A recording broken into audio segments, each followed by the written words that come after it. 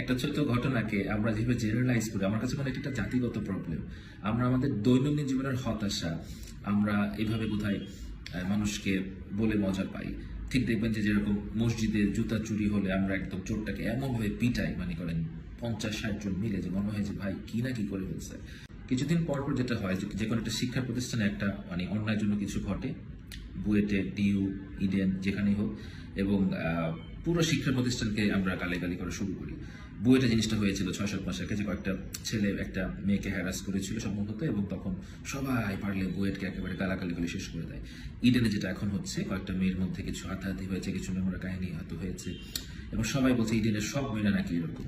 অথচ আপনারাও জানেন, আমরা সবাই জানি, আমাদের এখানে অ্যাটলিস্ট আমি প্রায় 100 এর বেশি ইডেনের সাইকোলজি পড়া মেয়েকে আমি ট্রেন্ড আপ করেছি ইন্টার্নশিপের মাধ্যমে।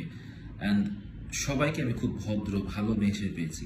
সবাইকে, একজনকে আমি পাইনি যে খুব ইনডিসিপ্লিন এবং বা সব খুব ভালো মেয়েগুলো ছিল, খুবই ভালো, and there very very good students.